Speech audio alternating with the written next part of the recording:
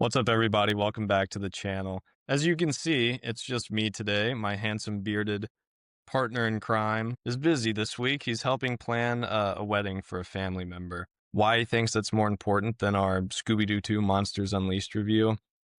Couldn't tell you, but it is what it is. Here we are. We'll make do without him. So for now, you just get me. And I'm going to take this opportunity to get super nerdy on you all and talk about some absolute geek shit. So if that's your cup of tea, stick around. If not, stick around. Today, we're talking about one of my favorite Batman movies. And it's not probably what you think. It's not The Dark Knight. It's not The Batman. It's called Batman Mask of the Phantasm. It's an animated movie from the 90s, and it is phenomenal, and it does not get enough love. So I'm here to talk about it with you all. So some quick background on this whole thing.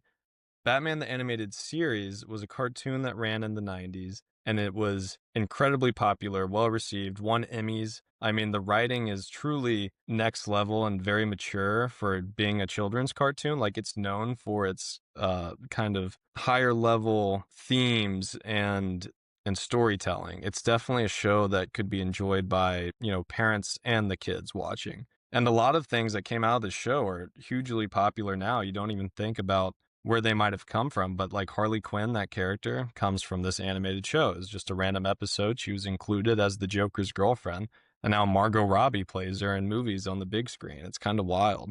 And characters like Mr. Freeze used to be this mustache twirling villain that was just evil because, he was evil. No real motivation. And the writers of Batman the Animated Series took this character and revamped him as this scientist who's just trying to save his dying wife from an incurable disease, and he resorts to crime so he can finance this research to save his wife. And it's taking just a throwaway goofball character with a freeze gun and making him one of the most tragic, sympathetic characters in all of DC. They did stuff like that constantly. And now it's all just kind of regarded as, oh, it's always been that way. But a lot of this stuff really came from these creators, from this show and this movie I'm going to talk about today. So, of course, the most important part of any good movie is the story. And I think that goes back to, it being an animated movie. I think a lot of people kind of scoff at that. For some reason, we hit a certain age and we're like, oh, animation's not for me anymore.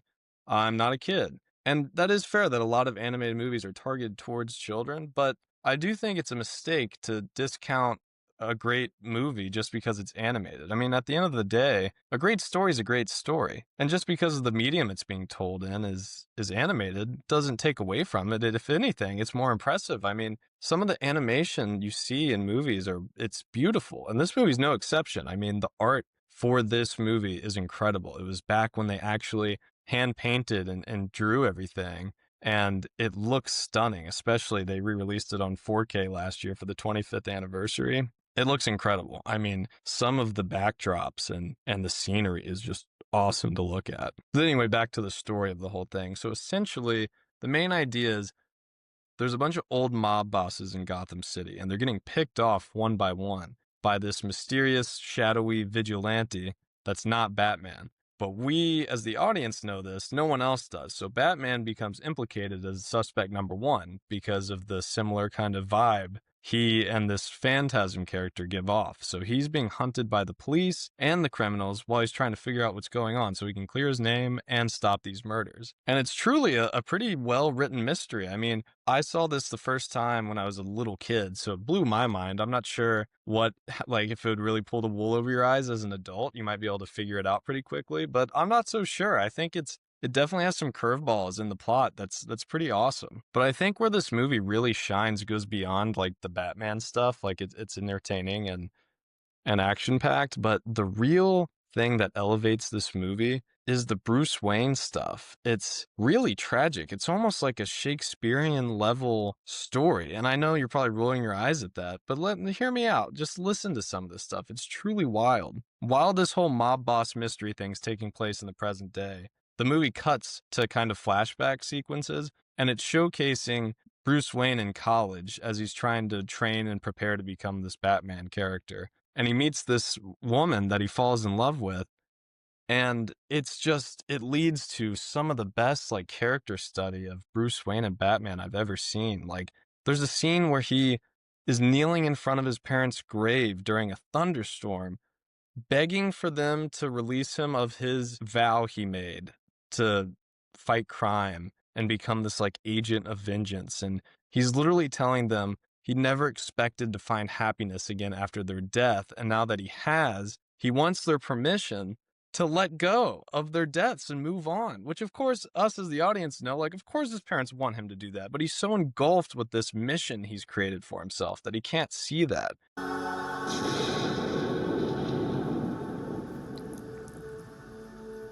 Please, I need it to be different now. I know I made a promise, but I didn't see this coming. I didn't count on being happy. And he's truly begging to be relinquished from this vow he made just so he can be happy with this woman, just because he's found happiness again. I mean, it's stuff like that in this movie that truly just, it kind of blows your mind watching it as an adult. You almost appreciate it more. Like, as a kid, I would see stuff like that and be like, ah, boring, boring, boring. Where's Batman? Where's he coming? When's he coming back? But now I'm watching that shit, I'm tearing up. I'm like, oh my God, this is incredible writing. But of course, it has to end badly because he does become Batman. And it's, the same old story. Poor Bruce Wayne, the crime of Gotham, fucks up his personal life again. The relationship fails. He ends up becoming Batman, and some of the imagery in this movie, like when he becomes Batman for the first time, it's chilling.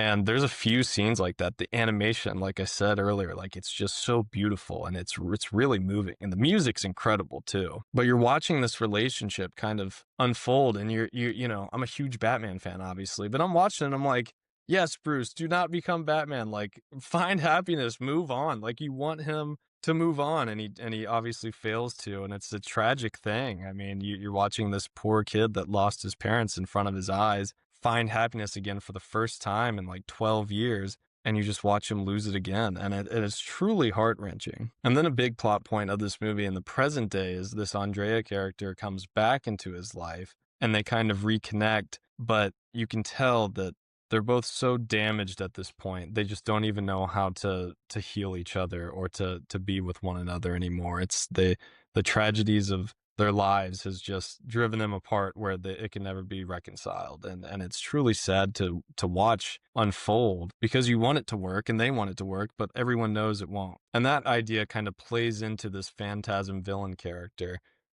This is a huge spoiler, but it's, an animated movie that's 25 years old. So I'm just going to go for it. If you don't want to be spoiled, then obviously just come back and watch the rest of this later. But Andrea turns out to be this Phantasm character.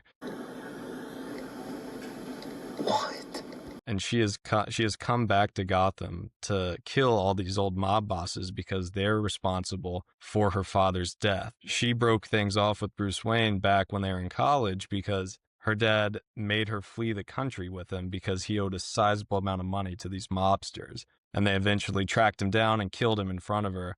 So she's back for revenge. So it's a fascinating character study because these two different people, both are on the same sort of mission, but one is much more extreme, but they use the same methods like fear and deception and kind of these black, ominous costumes. But she's murdering people, and he's, he'll do anything but that. So it's this impossible barrier for them to overcome. When he realizes it's her and what she's doing, he knows he can never be with her, and she knows she's too damaged to be with him, and vice versa. I mean, their tragic circumstances have left them unable to connect anymore. And this character, the Phantasm character, was new for the movie, as Andrea was. And it's interesting that the writers decided to just go with a new villain from scratch, because obviously, like, Batman is known for his rogues gallery as like the coolest villains out of any superhero besides maybe Spider-Man. But they're so smart in what they did because they used this new character they made from scratch, and it's a really cool character. I mean, the design is awesome, the backstory is compelling, and they hedged this new character bet that they made with including the Joker. voiced by Mark Hamill, which, if you don't know, Mark Hamill, the actor that played Luke Skywalker in Star Wars, he is the most iconic Joker voice actor. If you've seen the Joker in any other medium besides live action movies, Mark Hamill was most likely voicing him, and he's incredible at it. I mean, his laugh is insane. I mean, his voice work as the Joker is just legendary. The spawn of his loins just happens to call. Makes you want to laugh, doesn't it, Art?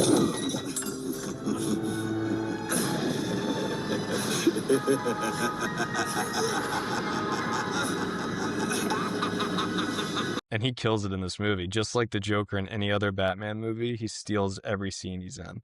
And what's great is the story is written so well. It incorporates him in such a natural way and it makes total sense. Like, it's not like they just shoehorn in the most famous Batman villain just because they wanted him to be there. Like, it makes sense he's there, and it also ties into the same overarching mystery, and it's a crazy twist too. Like, it's just another aspect of the movie that really kind of takes you aback. But his inclusion, along with the Phantasm character, with the tragic backstory and flashbacks, and the romance arc with Bruce and Andrea, this movie is just fantastic. I mean, it's almost so well written that as a kid, you probably can't even appreciate it like you would as an adult. I mean, I truly think that now when I watch it, it means so much more to me now than it ever could as a kid. I mean, it's so impactful emotionally. Like, the writing is just arguably the best writing in all Batman movies. I mean, I know that's kind of a crazy take, might be a hot take, but it's definitely top 2, top 3. That's for sure. And just going back to the animation and the visuals of this movie real quick, there are just so many incredible scenes.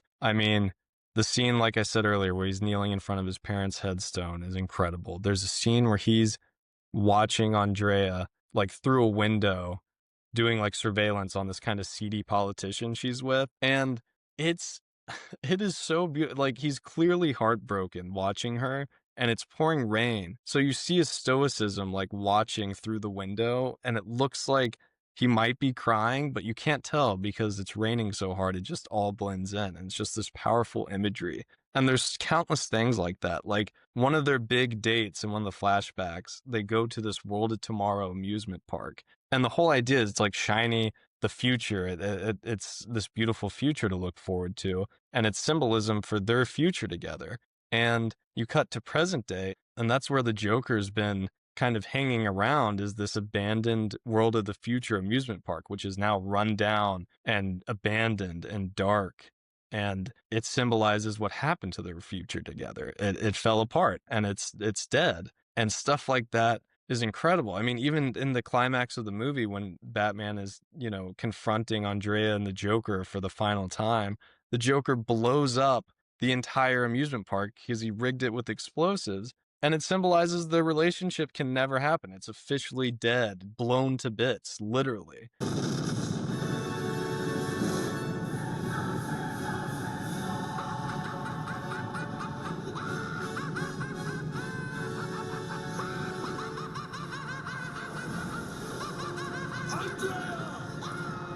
It's just stuff like that that makes this movie so incredible. And as like I said, like, as an adult, you just pick up on that stuff way more than you ever would as a kid. But yeah, that's all I wanted to talk about, is just how incredible this movie is. It's a short video this week while Luke's gone, but I wanted to upload something, and this has always been a movie I've really been passionate about, and it's nerdy as hell. I understand that, but just give it a watch. It's only an hour and 20 minutes. If you like the Batman character of the movies, you'll really like this movie. It's really well done. It's a quick watch. Yes, it's animated, but that doesn't mean it can only be for kids. I mean, like I said, a great story is a great story. Check it out. I swear you will not regret it. But as always, thanks for tuning in. Click that subscribe button, hit that like button. Tell all your friends. Luke's going to be back soon. We're going to do Scooby-Doo 2 Monsters Unleashed. What a cinematic achievement that movie is. Stick around. Wait for that to release. It's going to be a good one. But until that time, thanks again for watching this video. If you're new to this channel, check out some of our other videos, and we really appreciate the support.